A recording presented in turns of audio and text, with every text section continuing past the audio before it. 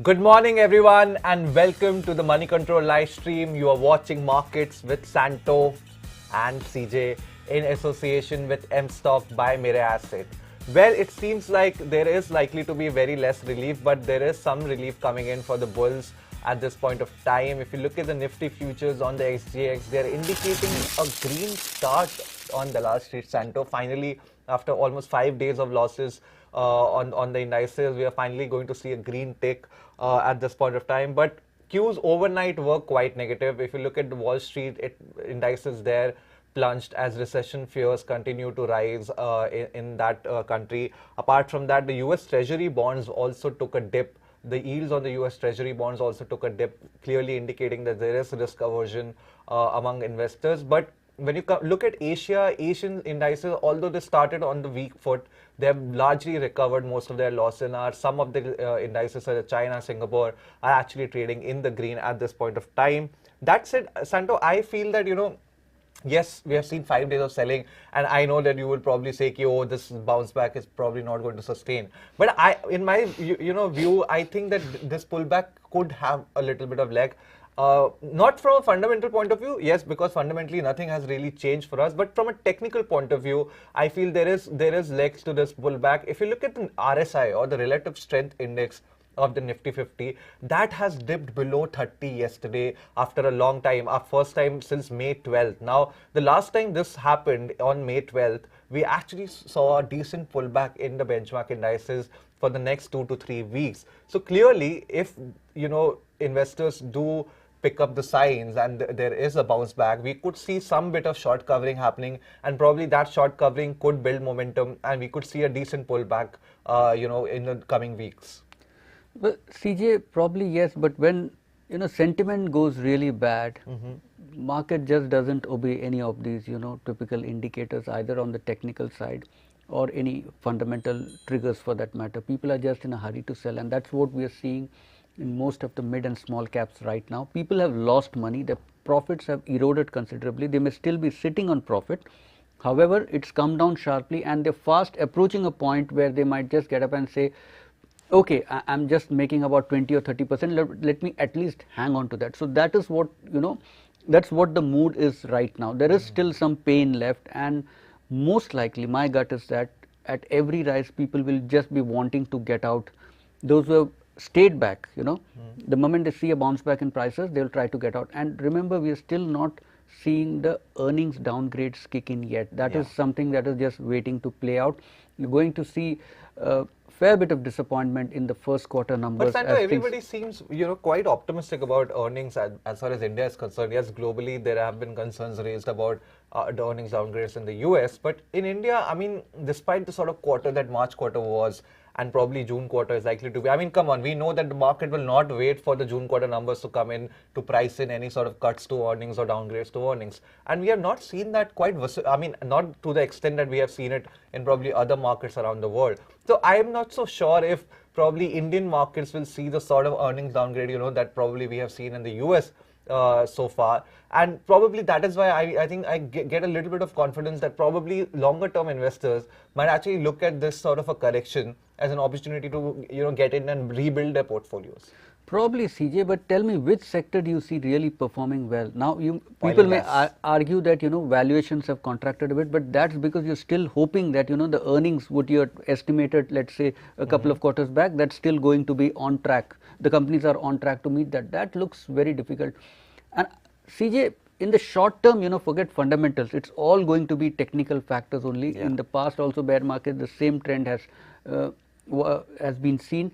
Traders face huge margin calls. Now, people may say that SEBI's margin collection norms are better.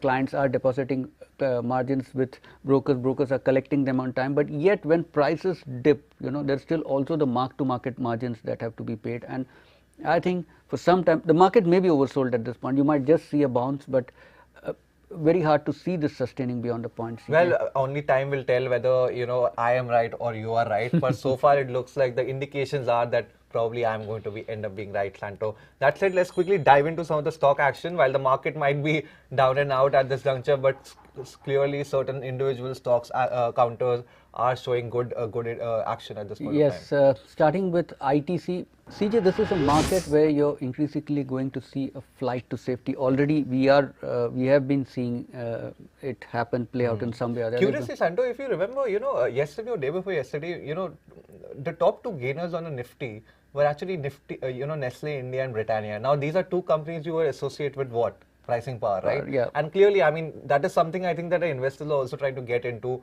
getting into stocks which have more pricing power or companies which have more pricing power going ahead. Very clearly, I think already the shift to FMCG is happening. We'll speak about it in the evening show as well.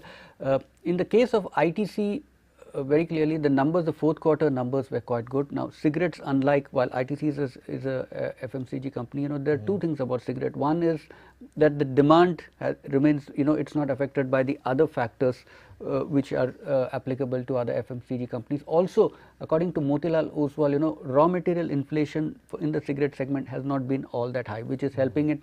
There is volume growth and there is margins as well. This besides the fact that almost all of the business divisions that ITC is in at this point, barring FMCG, where it is facing the same set of problems like other FMCG companies, those are doing well. If you look at paper, if you look at hotels, all of them are doing well. Besides that, according to analysts tracking the company, the capex plans are unlikely to be very heavy in the next couple of years, I mean, which means if that they are heavy, then ITC is in for which bad then days, means that there could be a higher dividend payout as well. So this makes a good dividend yield story as well.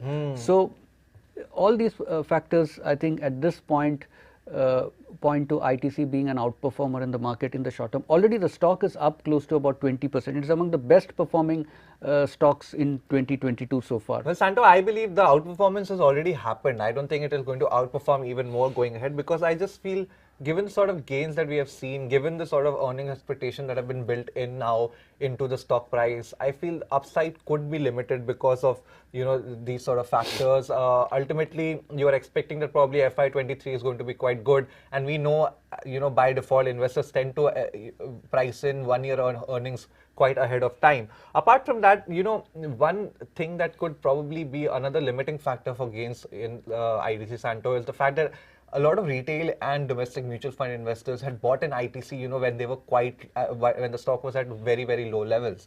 Now, at this juncture where you're talking about, people trying to realize gains instead of just sticking with their paper profit, I feel ITC could be one of those counters where retail and domestic mutual funds could start, booking profits on every rise or any up move in the stock. And I think that could itself become a limiting factor as far as gains are concerned. We already know that mutual funds have been trimming their stake over the past 2 to 3 months, wherein FIIs have been buying stake in ITC. So for me, these two factors could limit the upside, and I don't know if it will make so much sense to get into this counter at this point of time in its journey. One stock where I would probably the outlook is not looking quite good at this point of time is Apollo Tyres. Clearly, the stock is expected to remain under pressure going ahead, as high inflation as well as rising competition in the segment is going to keep the earnings under lid, Santo. One aspect of Apollo Tyres earnings, which was the European operations over the past 2 to 3 years, had done quite well, because of the buoyancy we were seeing in the European car market. But that operation itself is now coming under threat, because you have oil prices rising in the EU as well, gas prices rising in the EU as well. So clearly, cost and profitability are going to be a concern going ahead for Apollo Tyres. If you look at what brokers from Kotak Equities had to say, which had downgraded the stock recently, they believe that they have actually gone on and cut their FY24 and FY25 EPS estimates for Apollo Tyres by 19 to 24%. I mean, double-digit cuts in earnings estimates for not only FY24 but FY25, while we know that FY23 in itself is going to be quite poor for the company. So one stock that is the outlook where the outlook is not looking very healthy, Santo. Well, tire companies in general have taken a beating. The fourth quarter numbers were a big disappointment, steep fall in both top line as well as bottom line, and you've seen the market reaction to that as well. Even in the case of Apollo now, if you look at it, the stock has fallen very sharply from 220 levels or to about sub 180 levels. That's like almost 30 odd percent in a matter of just 1 month. So at this juncture, it does look like probably the stock has become very oversold, because the fall has been just too steep and one-sided. Now, how much of a downside is there from these levels, you know. Now look at the fundamental side. Yes, it's not a great time for tire companies in general because of rising input costs very clearly, and the auto sector recovery also has to play out. That said, Apollo Tyres over a longer term, over the last 5 years, you know, fundamentally too, it's been disappointing. But all I can say at this point, the thing that looks in favor of Apollo Tyres at this point is that the stock is quoting very close to its book value, you know, its intrinsic value, and the company has been able to maintain margins in the each of the 4 quarters for last year. I think that could be just a fluke, Santo. I don't think that margin level is going to sustain going ahead. It may not, but I'm saying the downside from these levels, I'm not sure. The stock has been pretty range bound. It's not made a lot of money for investors in the last 5 years. It's not a screaming buy, but is it a screaming sell? Santo, even if you assume that probably the downside is limited from here on, I just feel that probably the cut that you're seeing in the stock right now is largely just FY23 earnings disappointment. We have not yet gotten into the FY24 and FY25 territory as of yet. Probably in another 2 quarters, while you know when the June and September quarter earnings come out, then you will see investors trying to now factor in what will happen in FY24 and FY25. And clearly, according to Kotak, the outlook for those 2 years is also not very pretty. So I would not be so certain that the downside is limited on the counter. Well, 2 years is a long time, you know. See, these are all the same set of stocks. Just till 8 months back, people were singing praises, you know, next year is going to be great, fantastic and all that. And now suddenly, you know, everything is looking very gloomy. So I'm saying 2 years is really far out, but let's see how things play out. Yeah. IRCTC, the third stock on our watch list. You're going to batter it, aren't you? No, you know, see, it's purely from what the market seems to be indicating at this point. Its stock has fallen quite a bit. Most of the froth is out, but market still appears to be bearish on the stock. If you look at the futures position, the stock has gone to the futures are quoting at a discount to the spot price. That typically happens when there's a lot of short positions built into the stock. So that is clearly happening at this point in time. Also, if you look at NSE's SLB segment, you know, there's close to about 18 lakh shares outstanding in IRCTC. So despite the stock being available in the future segment as well, somebody has taken all the trouble to borrow those shares and then sell them short. This quarter numbers ideally should be a good one. This is the holiday season. This is when most of the action happens for companies like IRCTC. But somehow it seems that the market doesn't seem to be convinced, and even if it seems to be saying that even if the numbers are good, we just don't like the stock. So CJ, purely from a technical point of view, at this point you could see some more pressure on the IRCTC stock. I think, Santo, this pressure is only speculative in my opinion. I don't think this is driven by fundamentals at any rate. I mean, clearly the stock is one of the go-to bets when if you're talking about reopening, you're talking about rising travel intensity in the country. IRCTC is going to be one of your preferred plays. If a stock like Easy Trip can be so good because higher air travel, then why not IRCTC, which has higher train travel going in its favor? Just the 1 year returns on the counter have been quite good. So I think that itself plays in the investors' hand, as well as technical indicators are also showing a possibility of a strong pullback because the stock is now in oversold territory and close to levels from where it has bounced back in the past. Well, the market has opened on a bearish note, although the Nifty SGX was showing a positive trend. It's now down about almost 60 odd points on the Nifty. Those who took the long position looking at the SGS Nifty clearly have been caught out this morning. But again, it's very early, we are just into the first. I mean, look at it, Santo. I think we are extending the losses at this juncture. If you look at the advances and declines, about 1100 stocks down on the NSE and about 600 odd stocks higher on the NSE at this point of time. The mid-caps counters are actually one taking the beating. The Nifty mid-cap index is now down about 1% at this juncture, whereas the small cap is also headed lower.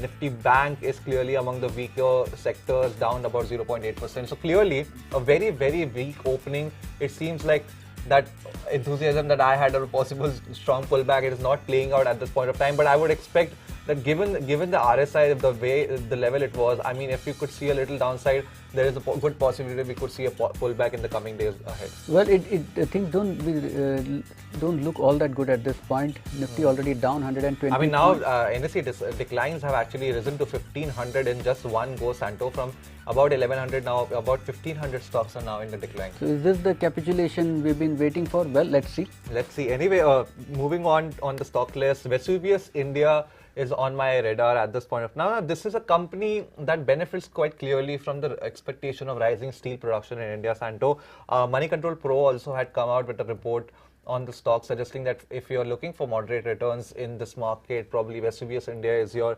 go-to counter. Now, Vesuvius is in the business of refactory, right? And refactory is utilized in manufacturing industry. Now, the expectation is that steel production in India will rise about 15 to 20 million tons going ahead, given the sort of capex that we are expecting from companies like Tata Steel, JSW Steel and others. So clearly, demand environment remains quite strong for Vesuvius, while the cost side has become a challenge, but the company has been able to manage the cost or the margins by reducing its employee costs as well as other expenses in the previous quarter. Apart from that, one key thing that Moneycontrol Pro believes that could aid margins going ahead is the rising share of services in the revenues of the company. Now, services are high margin, industry in that sense, and therefore, Moneycontrol Pro believes that if the share of services continues to rise in the revenues of the company, then the margins could automatically take a benefit from there.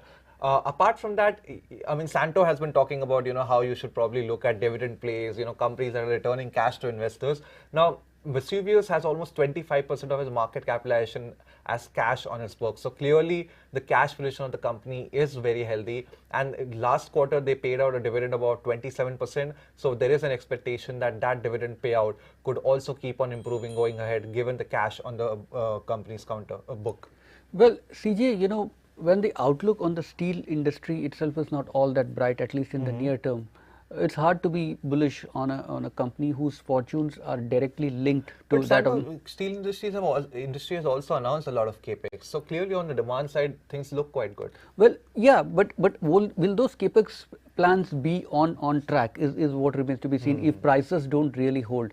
Also, in the case of Vesuvius, stock narrow range, range bound prices, but what I found a little worrying about the company is that for the last 5 years, both in terms of profit as well as top line growth, it's been pretty patchy, almost negative growth, and this even when the steel industry has been doing fairly well in the last couple of years. That's not yet reflected in Vesuvius numbers so far. So I'm not sure. Well, the dividend play could be one part of it, but 27%, it's already what, it's a 1,000 rupee stock roughly. Yeah, it is. So that yield works out to be, I think yield is what one has to look for. It's not a very great yield from the look of it. So I'm not very convinced about this stock. And a good demand, good dividends and cash on book. I think it takes all the boxes for me.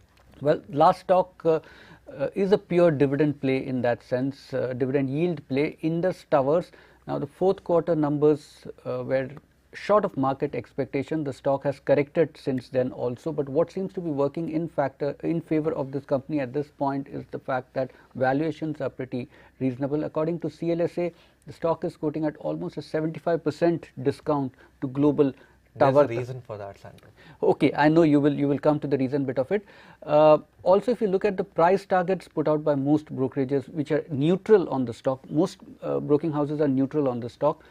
The price target ranges between 220 to 260 rupees. So that's what they see as a fair value for the stock. Also, if you're positive on the telecom sector, if you're bullish on the 5G rollout by company, then there is no reason why you can't be bullish on a company like Indus Towers, which stands to benefit from it. Well, that is the point, Santo. I am not bullish, so bullish on the 5G rollout, because we have already seen, the industry as well as some of the telecom companies come out and suggest that the pricing for the 5G spectrum auction is on the expensive side, but that could really affect the demand that they might have in terms of the sort of spectrum that they probably will bid for in the auction that is going to happen later this year, hopefully. Apart from that, even if you come back to fundamentals, Santo, one of the reasons why Indus Towers is trading at a discount as it is because the growth environment for the company has not been quite great.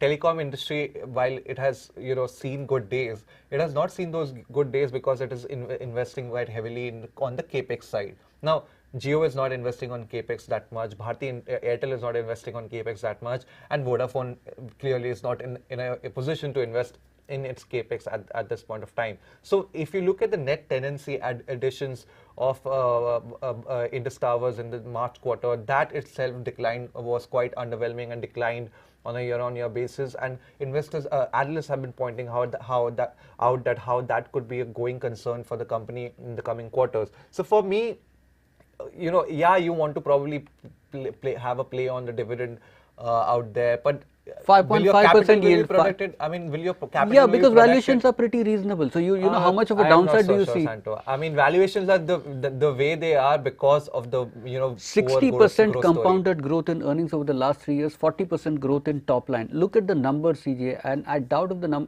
already for FY22 the jump in earnings, both top line and bottom line, was quite hefty. And even if it will not continue at the same pace, it's going to be pretty decent enough to support existing valuations. Indus Towers has burnt fingers in the past for investors, so I will still have a skeptical outlook on the stock. Well, that's all we have this morning on Market with Santo and CJ. Thank you for watching, and do let us know about your feedback. Post them in the comment section below. And do follow us on the social media links at the bottom of your screen. And I don't need to tell you guys, stay tuned to moneycontrol.com and the Moneycontrol app for rest of your financial news. We'll catch you live again at 3 p.m. with all the day's action. So till then, try to have as good a day as you can given the way the market has started.